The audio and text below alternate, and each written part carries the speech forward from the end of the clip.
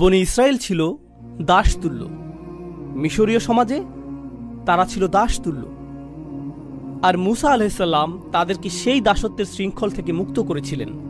এখন তারা মুক্ত। তারা রয়েছে মরুভূমিতে। মিশরীয় সেনাবাহিনী ডুবে গিয়েছে, তারা ধ্বংসপ্রাপ্ত হয়েছে। এখন তারা মুক্ত, কিন্তু আসলে তারা মুক্ত নয়। কারণ প্রকৃত আক্রমণটি সামরিক আক্রমণ ছিল না, প্রকৃত আক্রমণটি ছিল মানসিক আক্রমণ। তারা শারীরিক বিবেচনায় মুক্তি পেয়েছিল বটে, কিন্তু মানসিকভাবে তারা মুক্ত হতে পারেনি। তারা মানসিকভাবে মুক্ত হতে পারেনি। তারা এখন একরকমভাবে মুক্ত। আমি আপনাদেরকে একটা উপমা প্রদান করছি। ধরুন কেউ কারাগারে রয়েছে, মিথ্যা অভিযোগে তাকে কারাগারে বন্দী করা হলো, আর ২০ বছর কারাগারে কাটানোর পর সে মুক্তি পেল।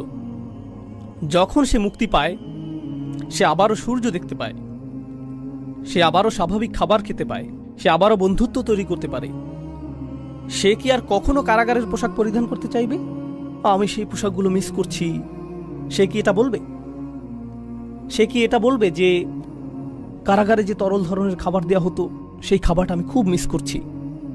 আমি মুরগির মাংস খেতে চাই না, আমি গরুর মাংস খেতে চাই না, আমি বারবিকিউ খেতে চাই না, আমি সেই পুরাতন নোংরা পাত্রটি চাই। আর আমি অন্ধকারাচ্ছন্ন স্থানে বসে খাবার খেতে চাই যেখানে ইঁদুর ঘুরে বেড়ায়, কারণ আমি সেগুলো মিস করছি। কেউ সেটা করবে না, কেউই সেটা করবে না। প্রকৃতপক্ষে সে যদি একটা ইঁদুর দেখে, অথবা সে যদি কারাগারের খাবারের পাত্রটির মতো একটা পাত্র দেখতে পায়, তার স্মৃতিতে সেটা ভেসে উঠতে পারে। তার হয়তো পুরনো দিনের কথা মনে পড়ে যেতে পারে। সে হয়তো কান্না শুরু করে দিতে পারে। তার সেটা মনে পড়ে যায় যখন সে কোনো পুলিশ অফিসারকে দেখে। তার হৃদয়ের মধ্যে আতঙ্ক অনুভব করতে পারে, কারণ সে এই অবস্থার মধ্য দিয়ে গিয়েছে।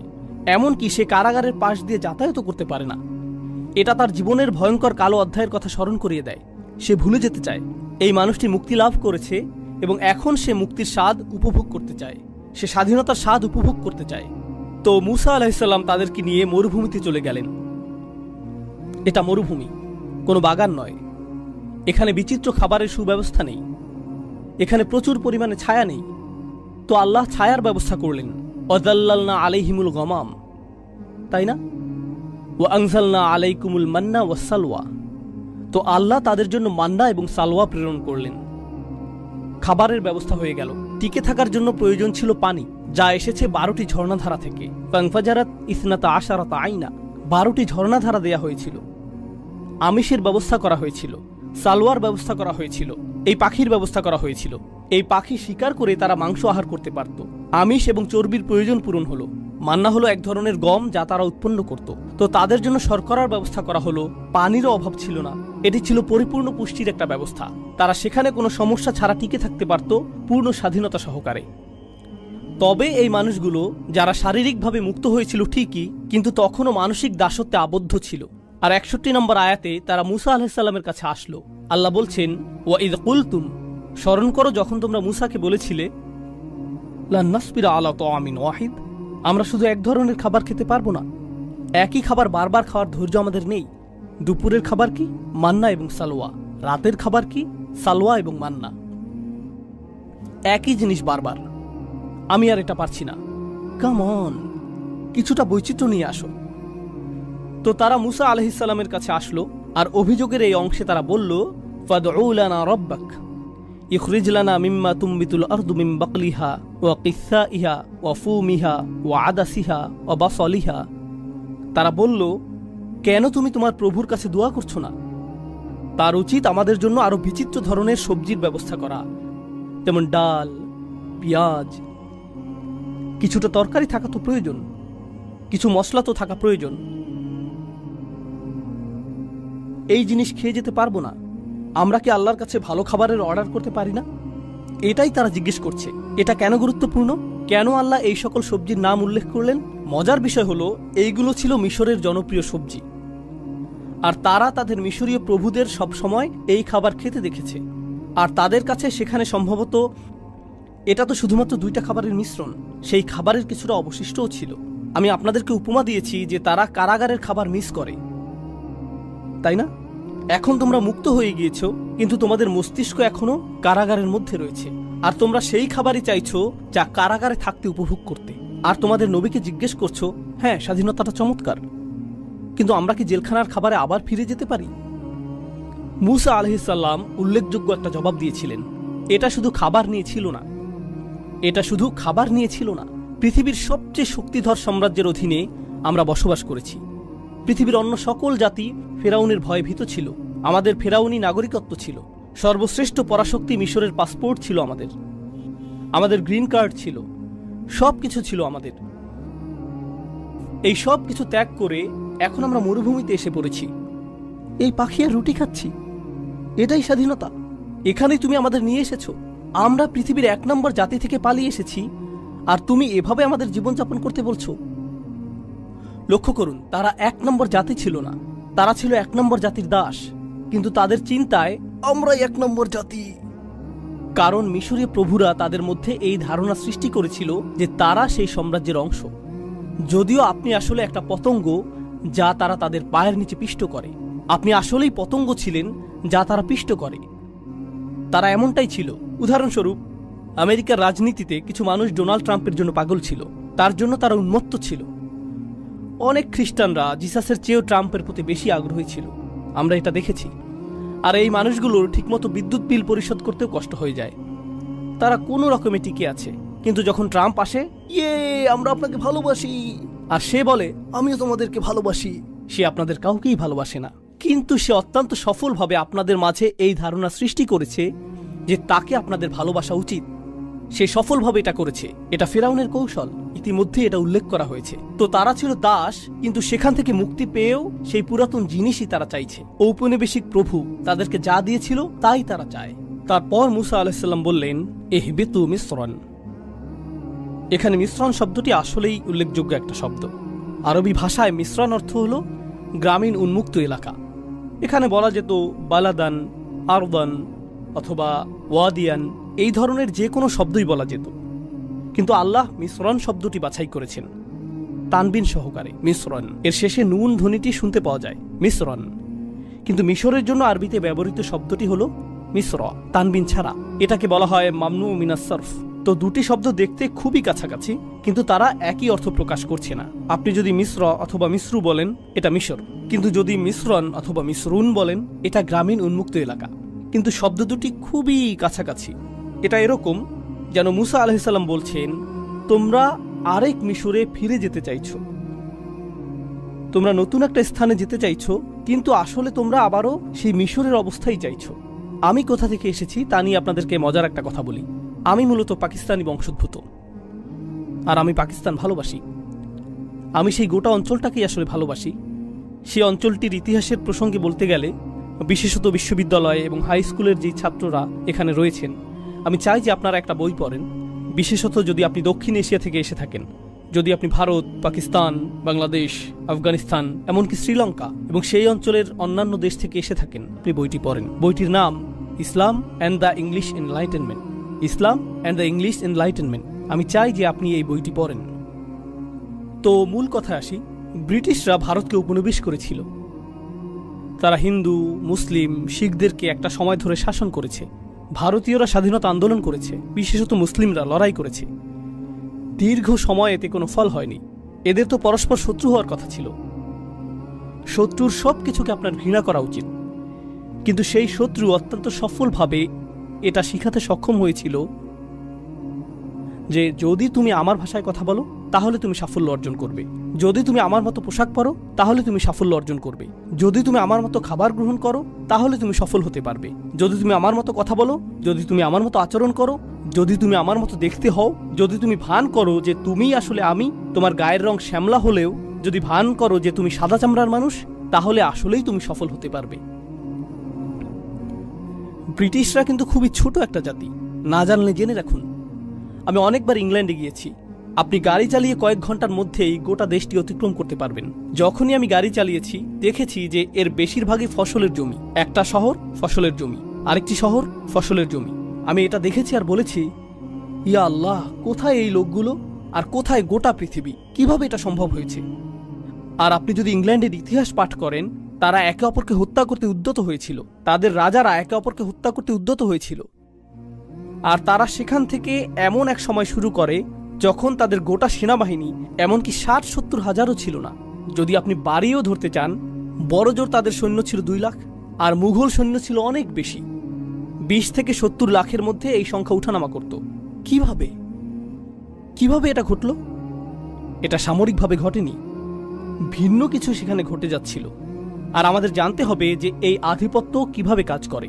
হ্যাঁ, সামরিক বিষয়টাও রয়েছে, কিন্তু এখানে অন্য প্রক্রিয়া, অন্য অস্ত্রও ব্যবহৃত হয়েছে।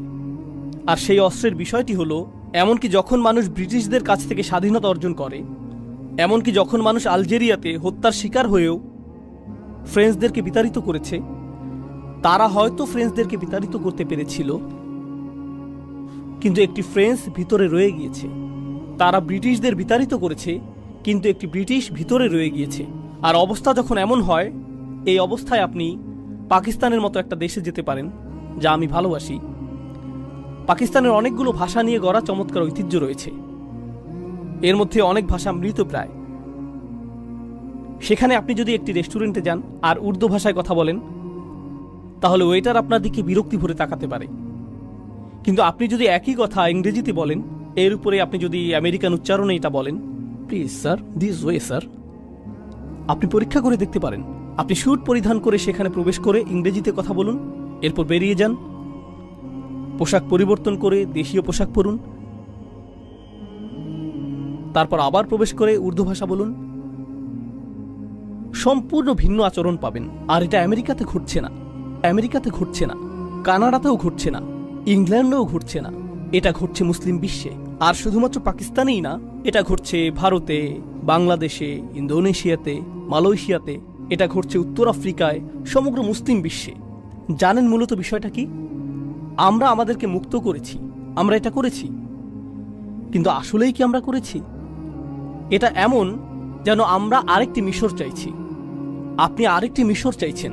আর যারা এখানে তরুণ প্রজন্মের কাছে মনে হবে, আমি তো কানাডায় জন্ম নিয়েছি, আপনি কিসের কথা বলছেন? এই কথাগুলোর সাথে আমি সম্পর্ক খুঁজে পাচ্ছি না। হ্যাঁ, আপনাকে নিয়ে কিছু কথা বলি। জানেন আপনার ঔপনিবেশিক প্রভুকে? বিভিন্ন ব্র্যান্ডের নাম, নেটফ্লিক্সের প্রতি আপনার আনুগত্য, খেলায় আপনার প্রিয় দলটির প্রতি উপাসনা, এই উপায়ে আপনার নতুন প্রভুরা আপনাকে ব্যস্ত রাখছে। এটা আপনাকে নতুন মডেলের গাড়ি নিয়ে ব্যস্ত রাখছে, মোবাইল যা সম্প্রতি বাজারে এসেছে, যার এমন ক্যামেরা রয়েছে যেটি ঠিক আপনার আগের ফোনের ক্যামেরার মতোই, কিন্তু নতুন ফোনটি ছাড়া আপনার কাছে জীবন অসম্পূর্ণ মনে হয়। আপনাকে এটা পেতেই হবে, আপনাকে এটা দেখাতেই হবে। আপনি এমন গণতন্ত্র নিয়ে গর্বিত, এমন গণতন্ত্রে বসবাস করে গর্বিত, যা অত্যন্ত ব্যস্ত রয়েছে গোটা পৃথিবীর গণতন্ত্র ধ্বংস করার কাজে। কিন্তু আপনি গণতন্ত্র নিয়ে গর্বিত। কমপক্ষে আমাদের তো অধিকার রয়েছে, আমাদের তো গণতন্ত্র রয়েছে। আর অন্য দেশের বিশৃঙ্খলাগুলো আমাদের চোখে ধরা পড়ে। তো এই আয়াতের মাধ্যমে আমি আপনাদের যা বলতে চাচ্ছি তা হল, মুসা আলাইহিস সালাম তাদেরকে একটি সতর্কতা প্রদান করেছিলেন। এটাই যদি তোমরা চাও, তোমরা যদি আবারও দাসত্বের জীবন চাও, শারীরিকভাবে না হলে মানসিকভাবেও যদি তা চাও, তাহলে এগিয়ে যাও, নতুন এক মিশরে চলে যাও। এইবার তোমাদের শাসন করতে ফেরাউন আসবে না। ফেরাউন তোমাদের নিজেদের মাথাতেই রয়েছে, আর তোমরা নিজেকেই নিজে ঔপনিবেশিক দাস বানিয়ে রেখেছ। এটা অটো পাইলট। সর্বোত্তম দাস তো সেই যার জন্য আপনার কারাগার তৈরিরও প্রয়োজন নেই, সাশ্রয়ী দাস। এই দাসটি এমন দাস যে মনে করছে যে সে মুক্ত, যে মনে করছে সে মুক্ত।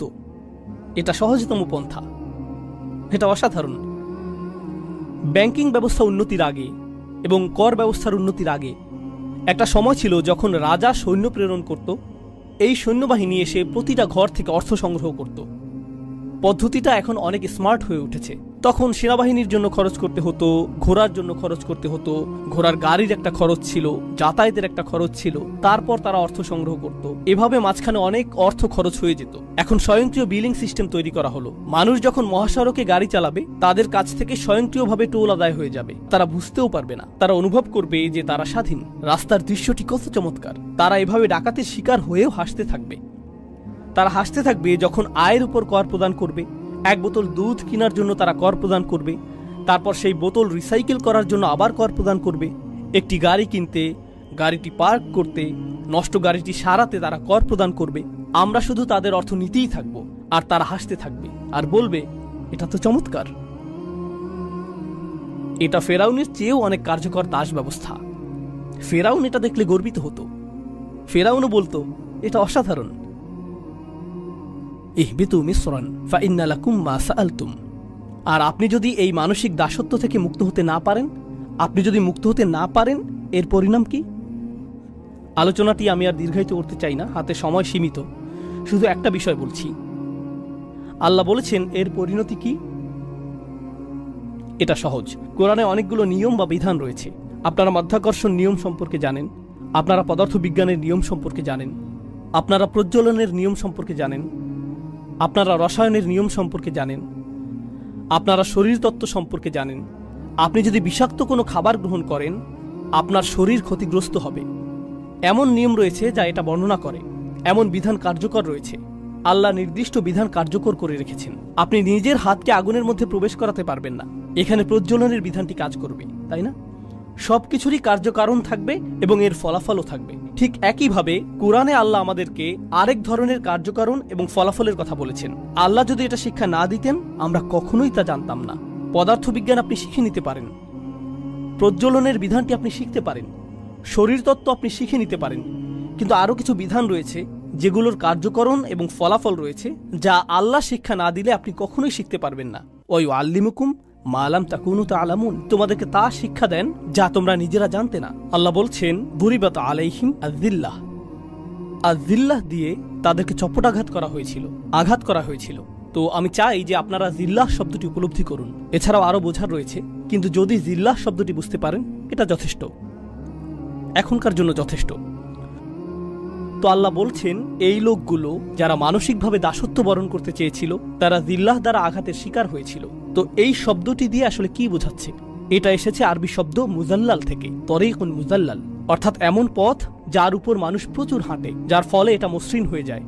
যেমন আপনি যদি এমন স্থানে বসবাস করেন যেখানে পায়ে চলার জন্য আলাদা পথ না থাকে, সেটা যদি ঘাস এবং আগাছাপূর্ণ স্থান হয় আর মানুষ হাঁটতেই থাকে, তখন এই আগাছাগুলোর মাঝখানে মসৃণ পথ তৈরি হয়, সেখানে কিছু জন্মায়ও না।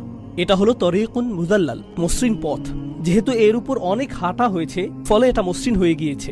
হাইতুন জলিল, এটা ব্যবহৃত হয় দেয়ালের ক্ষেত্রে। মানুষ দেয়াল নির্মাণ করে বাইরের মানুষকে দূরে রাখার জন্য, কিন্তু দেয়ালটি যদি 1 হাত পরিমাণ উঁচু হয়, এর ফলে মানুষ সহজেই ঢুকে পড়তে পারে। এটা অকেজো, কারণ এটা অনেক নিচু। এই ধরনের দেয়ালকে বলা হয় হাইত জলিল, এটা অনেক নিচু।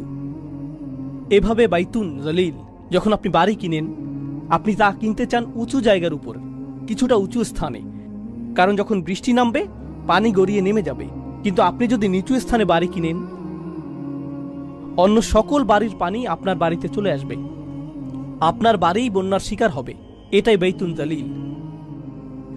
তারা জুলাল আল করম শব্দটি ব্যবহার করে এমন গলার হারের জন্য যাতে সস্তা পুঁতি থাকে, কিন্তু এর মাঝ বরাবর মূল্যবান কয়েকটি পাথর থাকে যা নিচে ঝুলে থাকে।